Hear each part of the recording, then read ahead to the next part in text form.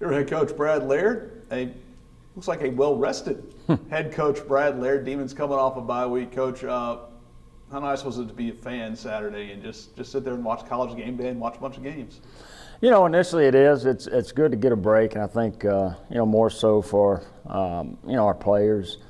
Because one thing that a lot of people don't really look at, you see the 8 straight weeks of preparing for games and the practice, and then the fall camp before that. So, a much needed time, to rest mentally and physically. And, on Saturdays, it's fun to be a fan, but, it's, you watch some of those games, you kind of, it's tough sometimes to take a break and step away, but it's good. I think it was good for us mentally and physically.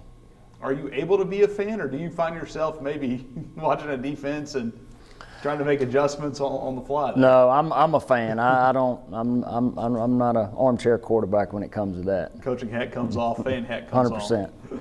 Well, I think one of the things that the guys we talked about mentioned was a chance to go home and see family. And that's something, again, within those 8 weeks, you may see them on game day, but you don't get to spend a lot of quality time, and that's important for them as well. Yeah, it is. And hopefully a lot of them had the opportunity to do that. We practiced Thursday and then gave them Friday, Saturday off. Didn't have to be back till Sunday at 4, so, those that live within a 4-hour radius, could have had the opportunity to be able to go home and eat some good food and be with family. So, I think that's a big part of getting away mentally from what they've had to go through the last 8 weeks. Well, you know after those 8 weeks where you stand with 3 games to go. It's an 11-game season, sounds like a marathon. It's almost now down to a sprint. Of course, the next game up is always the most important. It's Commerce on Saturday. And before we get into that, let's talk about someone that's fought his way back from adversity, which could be several guys on this roster, but Scooter Adams is one of those. He had such a well of a first year in that COVID season. Goes through the first 4 games last year and gets hurt. Kind of has the same thing happen this year, but now he's back. And when you see a guy like that come back from injury a second time, it's got to put a pretty good feeling in place for you guys. Yeah, when you watch somebody work so hard to get back and then have another setback, that's the adversity that we talk about. And, they're enduring that in a college football setting, and that's going to happen to them in life. But, I've seen him become in the time that he's been hurt, the time that he's been out, I think sometimes you're able to sit back and kind of, see the whole picture sometimes. And I think he's become a better leader. He's not always the most vocal when it comes to practice, but, I've seen some little things from him throughout the time that he was injured that he's brought back now that he's back playing that, I've seen him. I don't know if he can benefit from being injured, but I think him being able to see the whole picture has really made him a better leader on this football team. And so I think you can always look at positives that come out of an adverse situation. Well, one positive for him being back on the field is you get a big play weapon. Here's a guy who had 200 yards rushing his last game in that spring season. And then this year's got 2 80-plus yard touchdown catches. So he's a guy that can strike and help this offense strike from anywhere on the field. He is. He's a big play. He can hit at any time, and whether it's through the air or on the ground. He's shown that with his ability. And, that's something that, we need those types of guys, especially down the stretch run and with the 3 big games that we got coming up. But he is a big play threat that anytime he touches the ball, he's got the chance to go the distance. And that should open things up. Kind of like when you think about basketball, working inside out or outside in, it should open up our opportunities for others as well.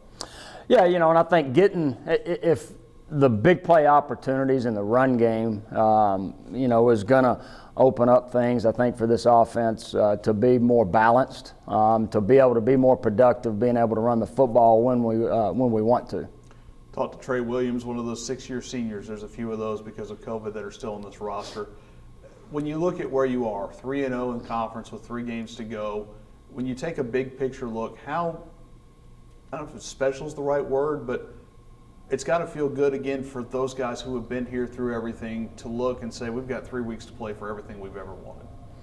You feel for those young men that have been through the highs and lows, and to be able to get in this situation, to be able to have the opportunity. Their last year, especially those that have been here, like you said, 6 years, and to have the opportunity with 3 games left. And Trey's one of those that, talking about that's seen the highs and lows, that's been through adversity, and just stuck with it. He's going to walk out of here with a lot of great memories on the field. He's going to walk out of here with a degree. What can you ask for? What better? When he got here 6 years ago, I don't know if there was light at the end of the tunnel at that particular time, but for him, there is. Won't go down a tunnel. We'll go over on I-30. First time playing over at Commerce in 40 years. First time playing them overall since 2008. It's kind of continued a theme this year. You've had a lot of new faces, whether it's EIU or SEMO or now Texas A&M-Commerce. But David Bailiff, no stranger to this league, he's got them playing at a very high level their first year in FCS. Because I remember I had the opportunity to play against Commerce back in the mid-'90s. But I didn't realize, and I talked to the team Sunday, is that we've played 28 times. A lot of people think this is a team that it is a new team on the schedule that we hadn't seen, like you talked about, since 2008. But there is a lot of history in the past that started in 1927. So that goes back a long time ago. So this will be the 29th meeting between the two schools, and right now with what Coach Bailiff has done as they have entered the conference, speaks of his ability and what he brings to the table, but also the talent that they have on the team. And they've put it together. They've gone down and won at some very tough environments. Went down and won at Southeastern, and were within a touchdown of UIW at the half before it kind of got away from them. So this is not a team, when you look at it, some teams struggle in that first year up. They have made a pretty smooth transition. They have, and I think it just it tells you about the Southland Conference. And I've said this. I told the team Sunday, Saturday afternoon or Saturday night within this conference, every team's going to have the opportunity to win. So make sure that you prepare to put yourself in the best position that you can be on Saturdays, and that's what we're looking to do this week. You'll be well rested to do so. Again, I think we talked about it last week or maybe before the bye week. You never know when that schedule comes out if it's going to come at the right time, and this one certainly seemed to. I don't, the way everything has played out, I don't know if you could have asked for a better time for an open date. And we're probably as healthy as we can be being 8 weeks in. There's a couple of guys on this team, but other than that, we were able to get some bumps and bruises, which you're going to have 8 games into it, to get some guys some rest for this stretch run. Coach, appreciate your time. Thank you.